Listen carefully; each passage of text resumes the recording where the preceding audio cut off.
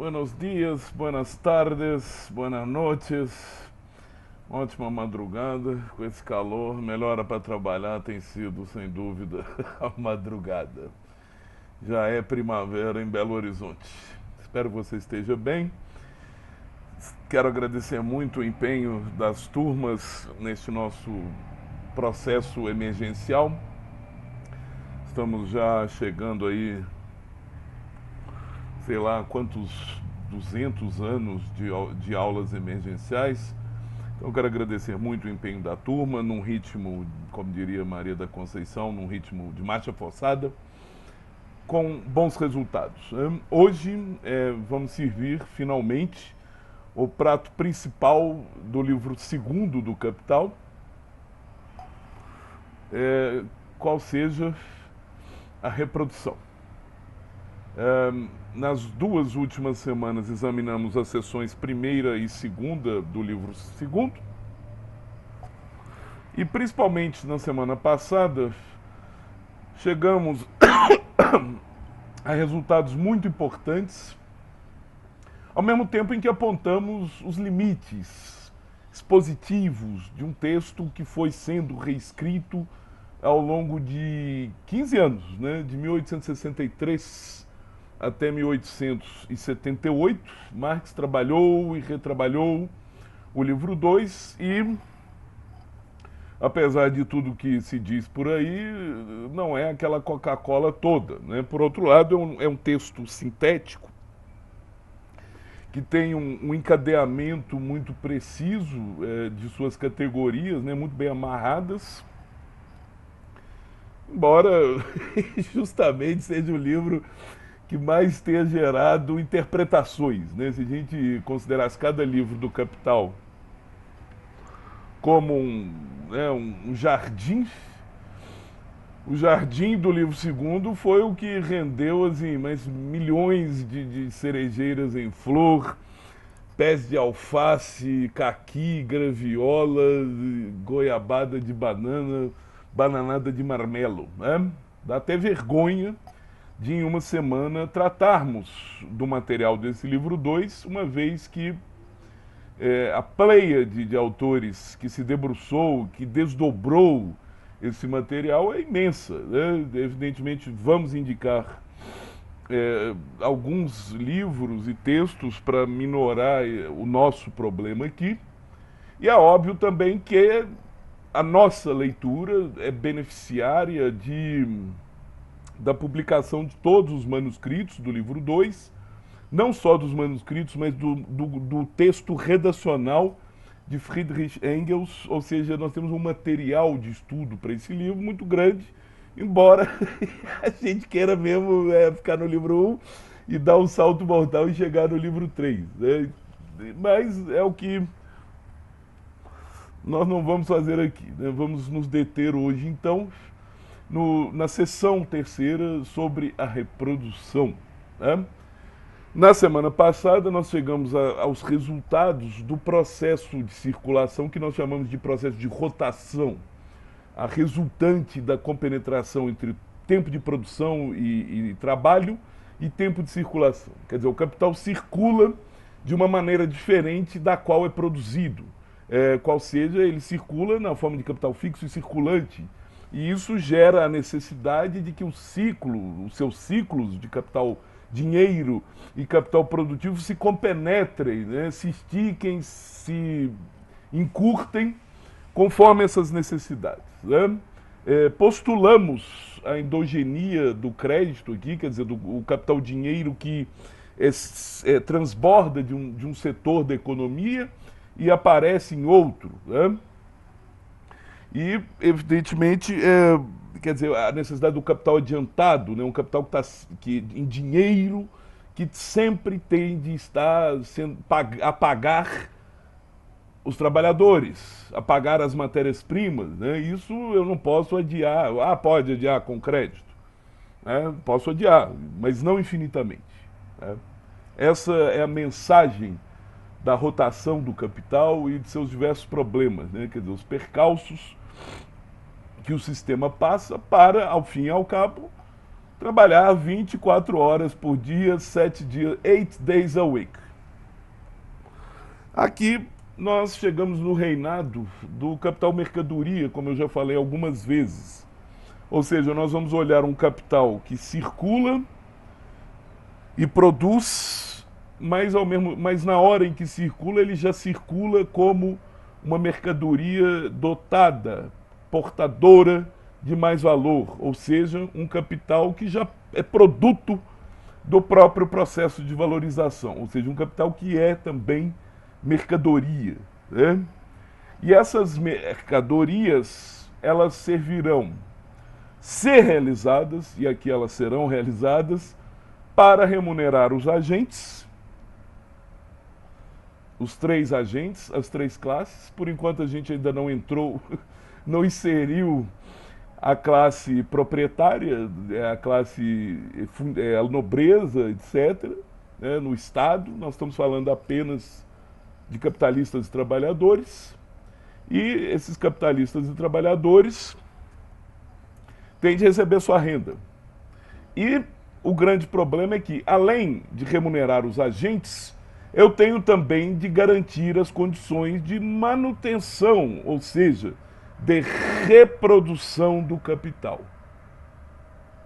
Trata-se de fazer uma distinção que hoje em dia é corriqueira e elementar entre investimento e renda, né? O quanto vai para o agente na forma de renda consumível e o quanto dessa renda será reaplicada na produção, na forma de manutenção do capital, repita-se, ou seja, reprodução simples, mas sobretudo e muito principalmente de expansão das condições de produção.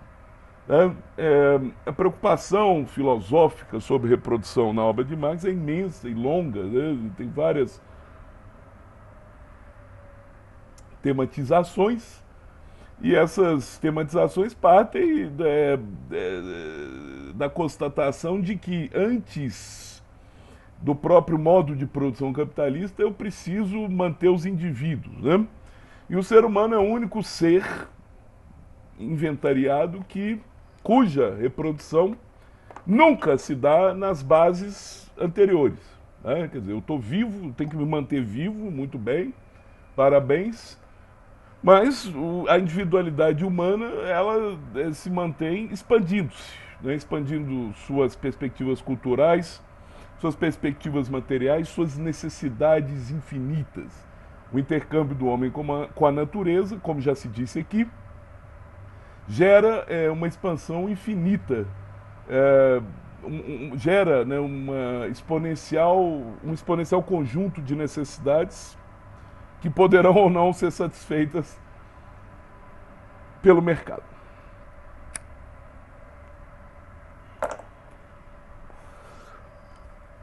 Existem muitas maneiras de aproximar, de olhar para esse texto de Marx, como eu falei, e aqui eu vou seguir as pistas auspiciosas do meu querido amigo Fred Mosley, que escreveu um pequeno texto sobre os esquemas de reprodução, um texto que abarca todos os trechos da obra de Marx, os esboços, cartas em que Marx tratou do problema e, principalmente, né, desfaz certos mitos que até há 20 anos atrás, até meados de 90, perduravam em relação à questão da reprodução.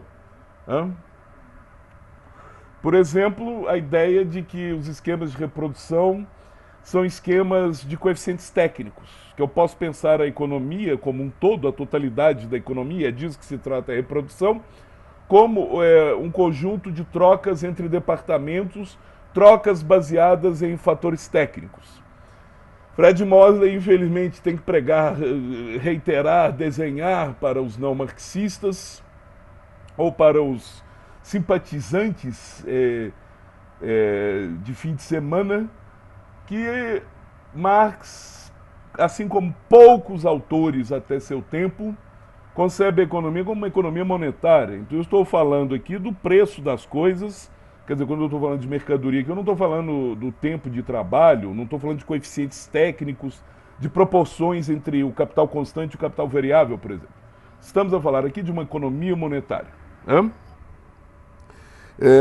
E essa economia monetária, ela, para se reproduzir, ela exige que setores satisfaçam as demandas de consumo dos indivíduos e setores da sociedade satisfaçam as necessidades de investimento da própria sociedade, ou seja, a própria formação e expansão do capital da sociedade, seja a depreciação do capital fixo, seja a reposição das matérias-primas e materiais de produção.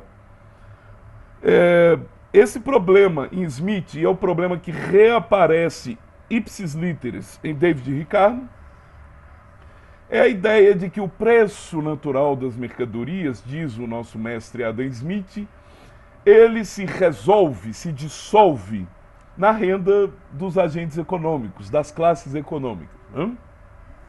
Então o valor ali, o preço da mercadoria para Smith, ele se distribui entre salário, lucro e renda da terra. Né?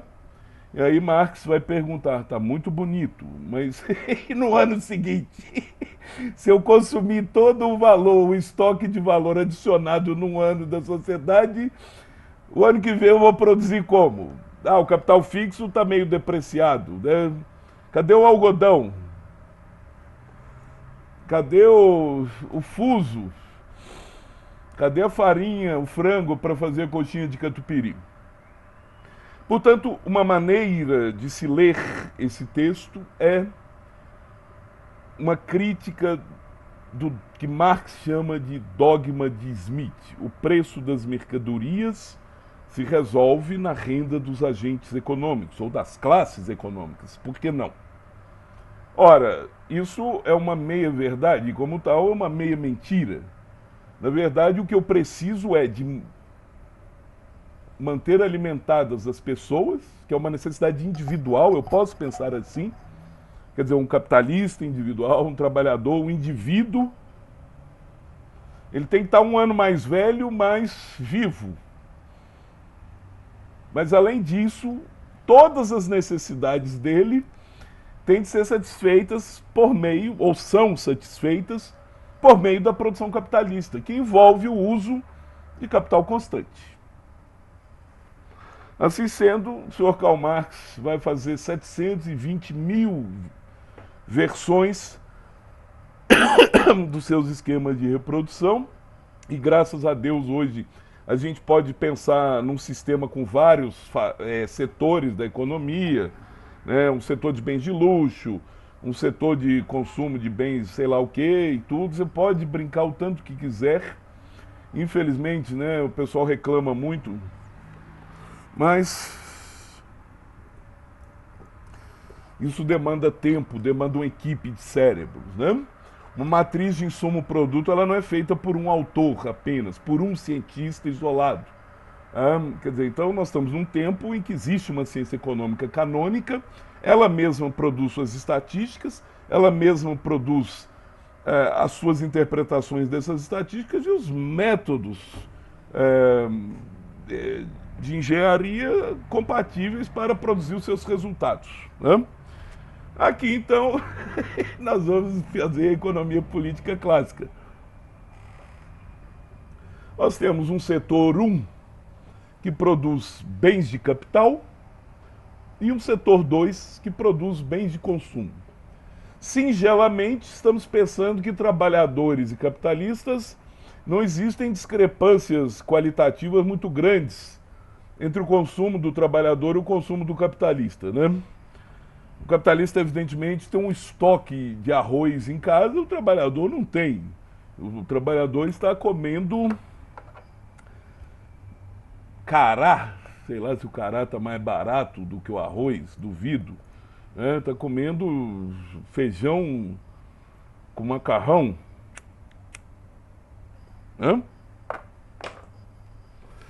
O setor, a prestidigitação aqui consiste em constatar que o setor de bens de capital é um setor mais intensivo em capital, ou seja, a composição orgânica do departamento 1, departamento de bens de capital, é maior do que a composição orgânica C sobre V do departamento 2.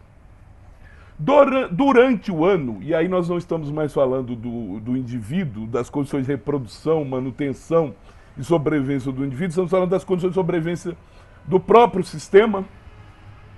Durante o ano, a cada rotação, o capitalista vai ganhar a sua mais-valia quando vende uma mercadoria e vai adiantar o valor para que o trabalhador exerça a sua função. Esse trabalhador, por sua vez, vai consumir esses bens de consumo, né? Sejam capitalistas e trabalhadores do departamento de bens de capital, sejam trabalhadores capitalistas do departamento de bens de consumo, né? Então, olhando do ponto de vista do consumo, uma parte da produção do departamento 2 de bens de consumo fica dentro do próprio departamento. E outra parte é como se fosse exportada, vendida de fato para o departamento 1, departamento de bens de capital. Por outro lado, quando eu vendo uma mercadoria, eu já realizo ali o valor de seu Czinho, de seu capital constante. Esse Czinho, com o dinheiro, terá que ser reposto, né? Se a gente pensar num capital constante, por enquanto com pouco capital fixo, em que a rotação é acelerada, né? Os ciclos ali são acelerados. E além disso, o departamento de bens de capital vai ter que proporcionar esse Czinho para o departamento 2, o departamento de consumo, certo? Então é como se o departamento 1 de bens de capital produzisse os bens de capital para si próprio e para o departamento de bens de consumo.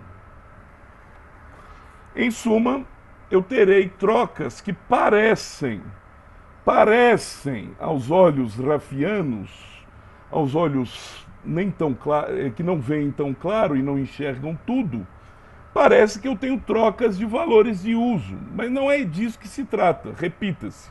Eu estou fazendo a série ali de trocas ao longo do ano, de tal sorte que depois de um ano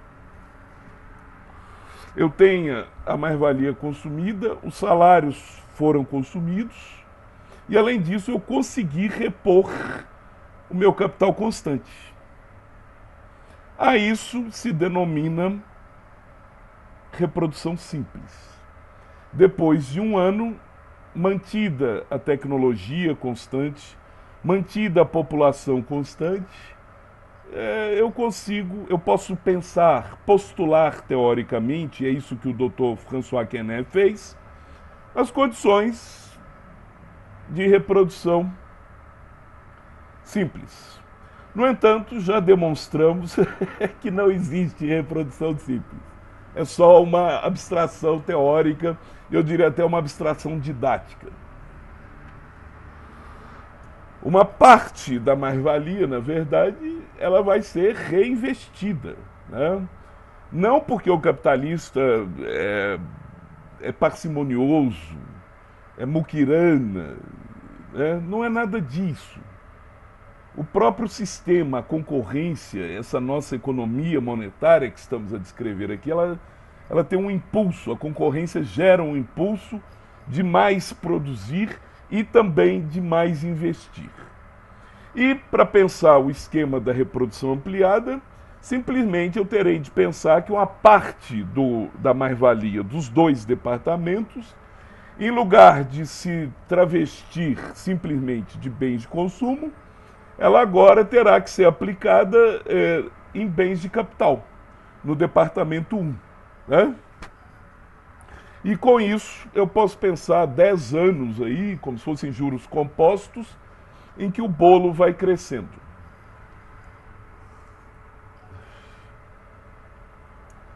É o crescimento econômico. A chave, o motor do crescimento econômico, o que diferencia o PIB de Belo Horizonte do PIB de Lisboa do tempo de Dom José, é exatamente essa acumulação de capital. Nós estamos chamando no nosso livro aqui de acumulação de capital. Quer dizer, o bolo vai crescendo com o reinvestimento da mais-valia, seguidas mais ou menos as proporções tecnológicas. Consequentemente, eu emprego mais trabalhadores, eu preciso encontrar as matérias-primas, os materiais de produção, a reposição do capital fixo e assim sucessivamente.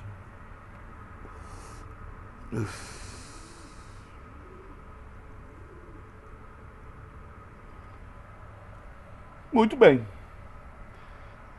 Com essa singela formulação, esteve instaurada desde sempre a questão. O que o senhor Karl Marx queria com isso? É só criticar Adam Smith? Não, também não é assim. É só condenar o dogma de Smith? Não. Eu quero mostrar que existem condições ideais ou teóricas de pensarmos a compenetração entre circulação e produção de tal sorte que minimamente a economia possa se expandir. Quer dizer, que eu possa encontrar os meios materiais de fazer a economia crescer. Isso, do ponto de vista prático, existe? Óbvio que não. Eu vou ter um setor aqui produzindo a mais, outro a menos, e quando eu introduzo o mercado exterior, isso fica pior, né? Mas seja como for, este livro 2 e esta sua terceira seção do Capital encontrarão um terreno fértil no mundo subdesenvolvido, na periferia do capital, para pensarmos condições de desenvolvimento. A gloriosa Rosa Luxemburgo vai dizer: é impossível que esses meios de reprodução estejam numa economia fechada. O que é que o capitalismo vai fazer e fez no tempo dela? Eu vou colonizar a África. Eu vou montar uma boca de fumo na China, né? Vou intervir politicamente no Japão, na América Latina, né? Quer dizer, essa expansão ela vai encontrando solos, terrenos extra, né, fora do seu próprio espaço de reprodução. Outros autores vão acoplar a reprodução, a Segunda Internacional, com a ideia da miséria crescente do trabalhador. Se o trabalhador está ficando mais miserável, possivelmente eu não consigo manter a mesma taxa de reprodução e acumulação. Né? Ou por outra, quando a gente chegar no livro 3, se está difícil para o capitalista, para o sistema lucrar, vai chegar uma hora que o próprio capitalista vai morrer de fome. É a tese de Henrique Grossman. O grande Henrique Grossman vai defender essa tese em 1929. Vai ficar tão difícil de lucrar, mesmo com essa taxa de expansão, que uma hora o sistema vai colapsar. Quer dizer, o sistema entrará em contração acelerada e se extinguirá. Né? As teses da derrubada do capitalismo, calcadas no Capital, encontram argumentos neste material que nós estamos analisando nesta semana. Não por acaso, tem uma antologia, infelizmente meu livro está lá na face, né, mas eu vou até depois dar uma procurada essa semana para mandar para vocês, um sujeito chamado Lucio Coletti, né? Ele fez uma antologia da derrubada, os debates das décadas de 10, 20 e 30 no marxismo, sobre a derrubada do capitalismo.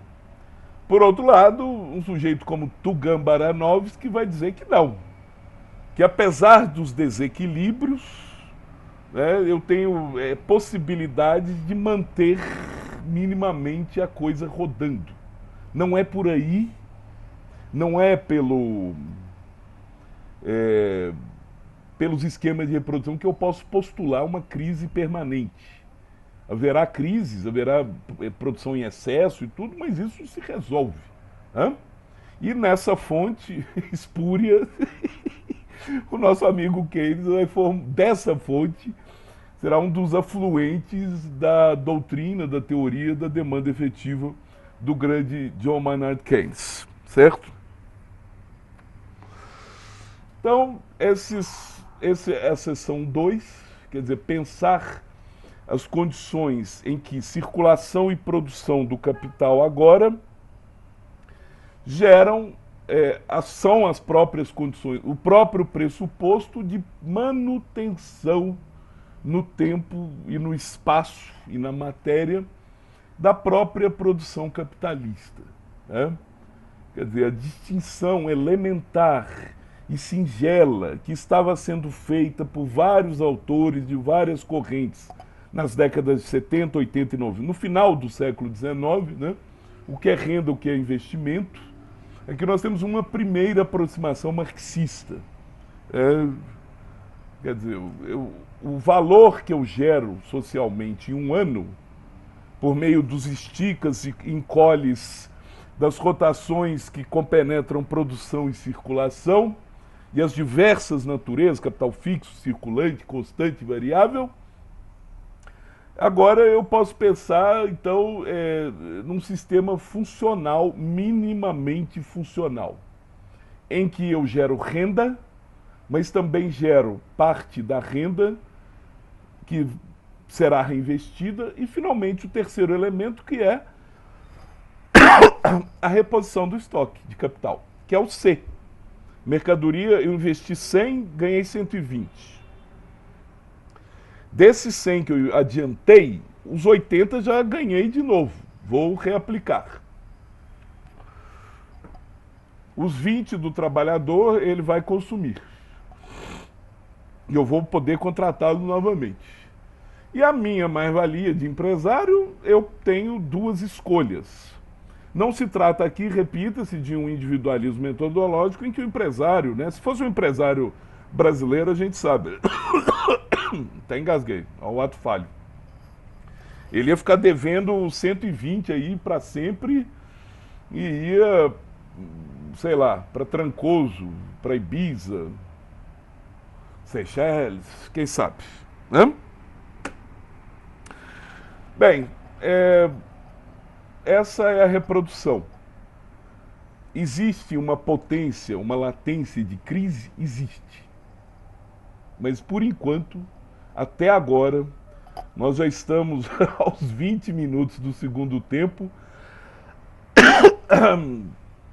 Existem potencialidades, possibilidades de disfunção. Mas o sistema aqui, eu continuo pensando, e não é à toa que ali no tempo de Marx, em 1870, nós já tínhamos 200 anos de capital industrial, né? Sem falar no capital em potência do mercantilismo. Nos escritos, e agora a gente pode ver isso muito bem nos manuscritos, por que Engels teve tantos problemas?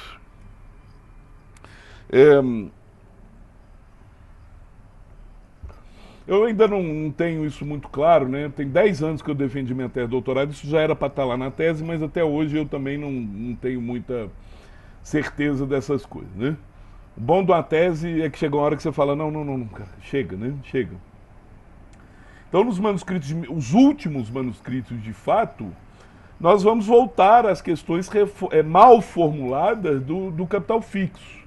Né? Quer dizer, a questão do capital dinheiro necessário nessa reprodução, quer dizer, um esquema de uma reprodução anual. Depois de páginas e páginas pensando o problema do capital fixo, seria necessário aqui que a gente tivesse um modelo microscópico que incluísse as questões que a gente já mencionou, do transbordamento do dinheiro, ou seja, o capital dinheiro que transborda de um setor e fica em outro, e principalmente do nosso tão querido tesourinho, né? O dinheiro que funciona como tesouro. Né? É por isso que hoje em dia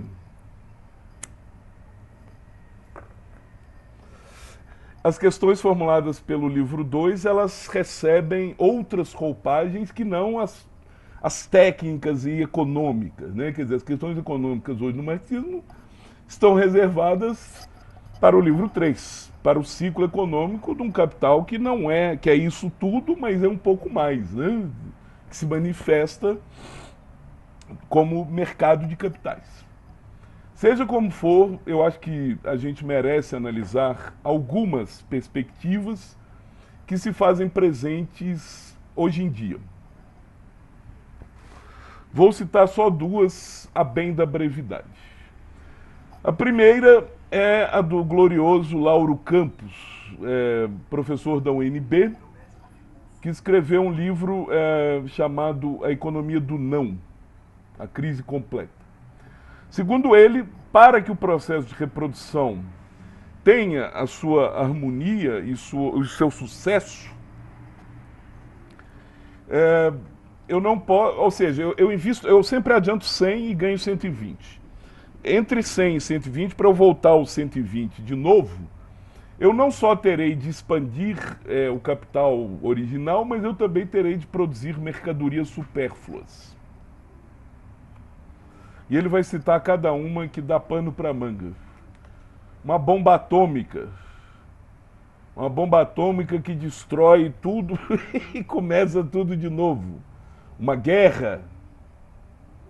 Intervenções militares. Gastos supérfluos. Numa das turmas aqui no nosso curso, nós debatemos, né? A questão do custo de circulação. Temos debatido isso. Quer dizer, eu expando a circulação supérflua, os bens de luxo, ou seja, ele considera uma série dessas mercadorias como não mercadorias, né? Calcado num filósofo chamado Wilhelm Flusser, né? Do grande Wilhelm Flusser, quer dizer que eu tenho não mercadorias hoje em dia, né? Eu tenho um dispêndio de tempo infrutífero na vida, né? O tempo que eu gasto com questões que nada geram, nada produzem ao fim e ao cabo. Tudo isso para falar mal, o Lauro Campos, de John Maynard Keynes. Eu acho que ele foi injusto com Keynes e deu uma entortada nesse texto aqui que a gente está analisando hoje. Mas é um autor muito interessante, muito instigante e que merece ser conhecido.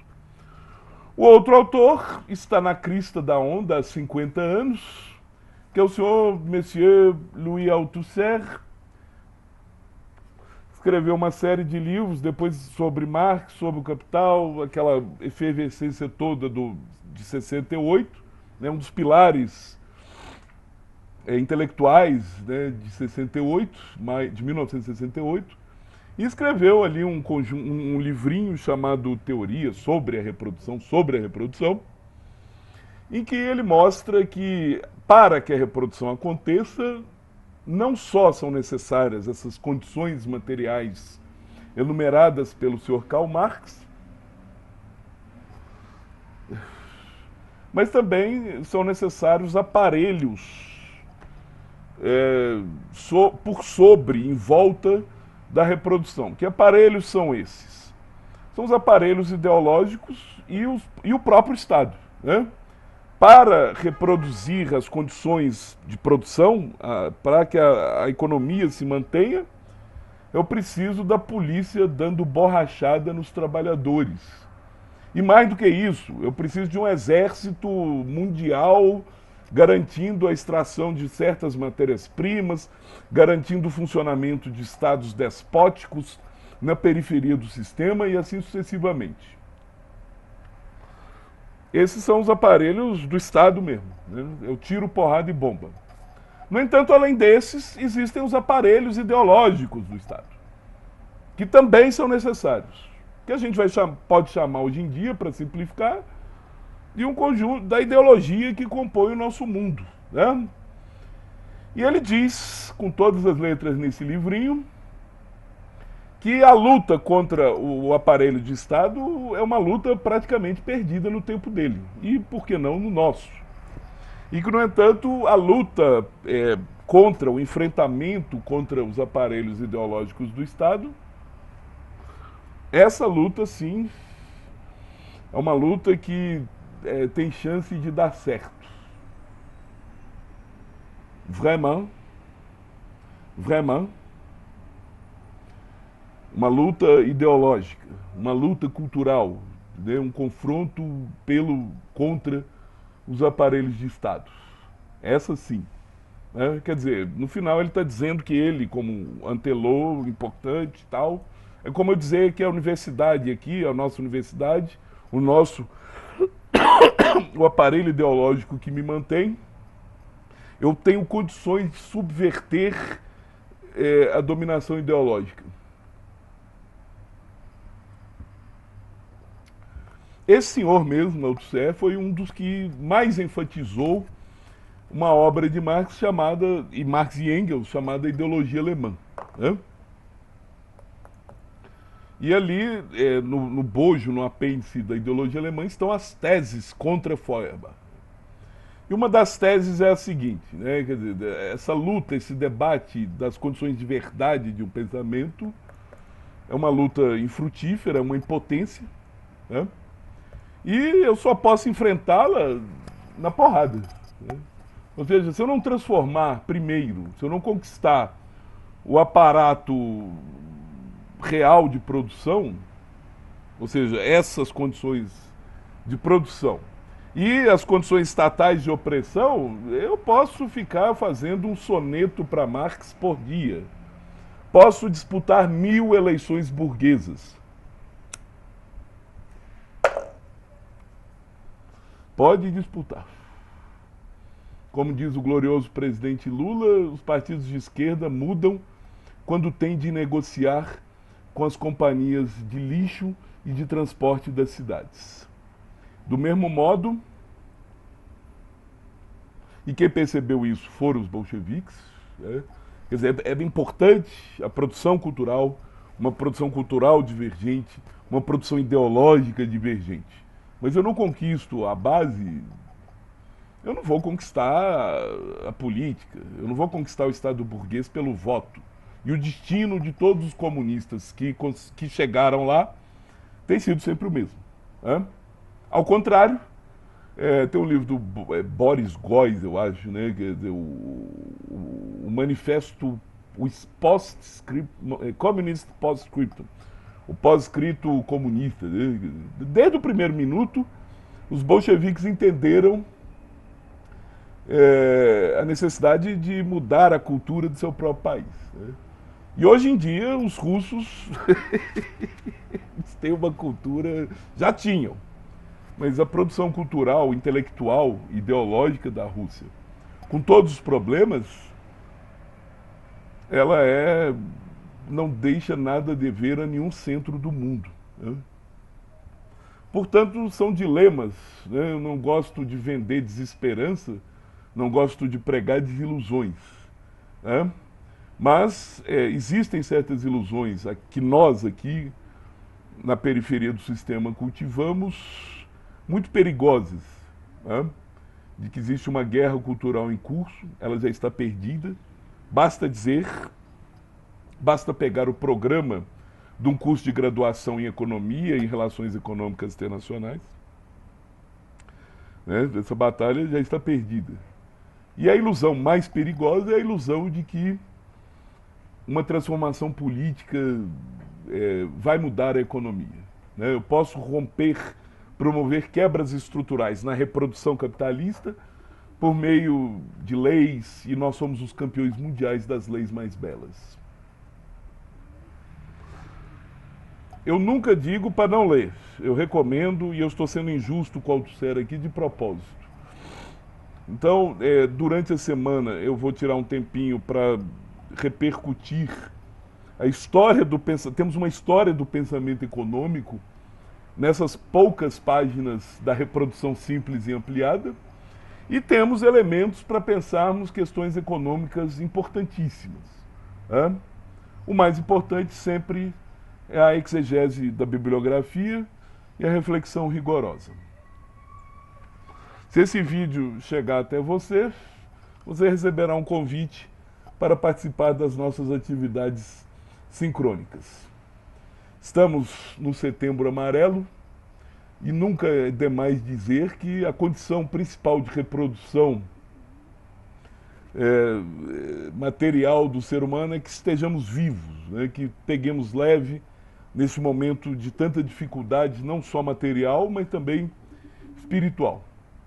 Que sigamos em frente com muita calma e daqui a 5 dias decretaremos encerrada a leitura do livro 2 do Capital, ou seja, já estaremos, como diz o filósofo, em outro patamar. Fique bem, proteja-se e até a próxima. Tudo de bom.